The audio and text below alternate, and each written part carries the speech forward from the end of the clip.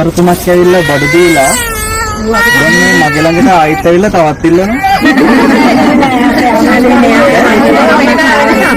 බඩු ආව මන්දාරම් නුවරට චොපරතුන බඩු ආවා.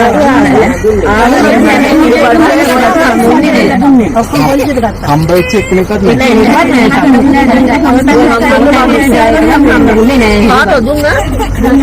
මන්දාරම් නුවරට චොපරතුනක බඩු ඇවිල්ලාලු.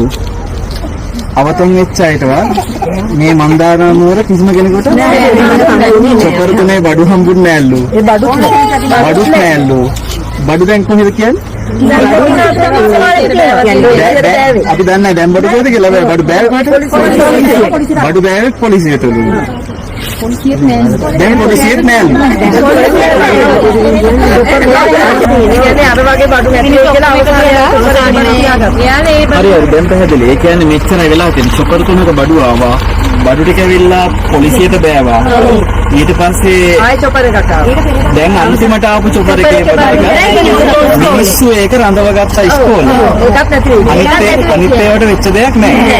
බලන්න ගියාම දෙන්න ඕනේ හැමතැනටම පණිවිඩ ලබා දුන්නා රජයේ ඉහළ තැන්වලට. හොරු අල්ලන අය හොරු නෙවෙයි නේ.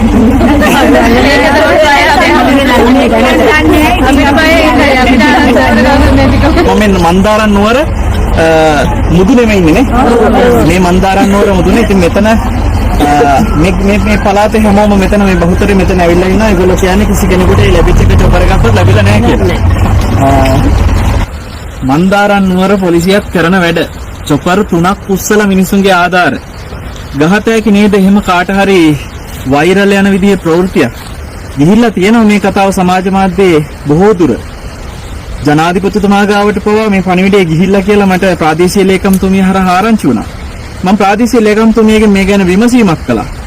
ඇයි මේ ගැන ඉතාම පැහැදිලිව සක්සුදක්සේ සියලු තොරතුරු සහිතව වාර්තා සහිතව තියෙන බවත් වගකීමෙන් කියමින් එතන ඇත්තටම වෙලා තියෙන්නේ මොකද්ද කියලා කිව්වා. ඒ නිසා මේක පහදන එක හොඳයි. මේකෙන් හොඳ පණිවිඩයකුත් රටට ලැබෙනවා. මොකද්ද දන්නවද? මේ මන්දාරම් නුවර ඔය චොපරතුන ගෙනල්ලා බාන්නේ මන්දාරම් නුවර මිනිසුන්ට නෙමෙයි. මේ මන්දාරම් නුවර ඉඳලා කිලෝමීටර් 5ක් විතර දුරින් තියෙන ආපදා සහන සේවා මධ්‍යස්ථාන කඳවුරු තියෙනවා. අන්නේ කඳවුරු වල ගුඩ්ඩුඩ් වගේ මේ කඳවුරු වගේක් තියෙනවා. මේ කඳවුරු වල ජනතාවට බඩු ටික ගෙනියන්න ප්‍රවාහන ක්‍රමයකට මාර්ග නැහැ. හැමතැනම නාය ගිහිල්ලා පාරවල් නැහැ. කඳවුරු වල ඉන්න මිනිසුන්ට කන්න දෙන්න විදිහක් නැහැ. එතකොට මේකට එන්න තිච්ච එකම විකල්පය තමයි මන්දාරම් නුවරට චොපර ඇවිල්ලා මේ හරහා මන්දාරම් නුවරින් ඒ කඳවුරු වලට බඩු ටික යවා ගන්න පුළුවන් මේ ඇතුලෙන්. ඉතින් චොපර එක බාන්න හැමතැනම බැරි බව ඔබ දන්නවනේ. ඒ නිසා චොපර එකක් ලෑන්ඩ් කරන්න පහසුම තැන මන්දාරම් නුවර පිට්ටනිය නිසා මේකට ගෙනල්ලා ඒ බඩු ටික මොකද කරන්නේ? ආරක්ෂිතව පොලිසියට අරගෙන ඒ පොලිසියෙන් කඳවුරු වලට යවලා තියෙනවා. හැබැයි චොපර ඇවිල්ලා බානවා මන්දාරම් නුවර මිනිස්සු දකිනවා. ඒ මිනිස්සු හිතනවා අන්න අපිට ආධාර ආවා කියලා. චොපර 3ක් ඇවිල්ලා බෑවා. ඒ ඔක්කොම පොලිසියට ගියා. අපිට ඒක ආධාරයක්වත් ආවේ නැහැ කියලා මිනිස්සු ඊට පස්සේ මොකද වෙන්නේ? 4 වෙනි චොපර එක ඇවිල්ලා බාපු ගමන් ඒ ටික ගෙනහිල්ලා මිනිස්සුන්ගේ බාරේ රඳව ගන්නවා. ඉස්කෝලේ හිර කරලා තියා ගන්නවා. ඔන්න ඔහොම තමයි අපේ සමහර මිනිස්සුන්ගේ හැසිරීම සහ දෙයක් හොයන්නේ බලන්නේ නැතුව ඒවට විවේචන කරන විදිහ. අවසානයේ පොලිසියත් බැනුම් අහලා ඒ අදාළ නිලධාරීනුත් බැනුම් අහලා හැබැයි වෙලා තියෙන වෙනම දෙයක්. ඉතින් ඔය වගේ රටගිනි තියෙන දේවල් බොහෝ සිද්ධ වෙනවා.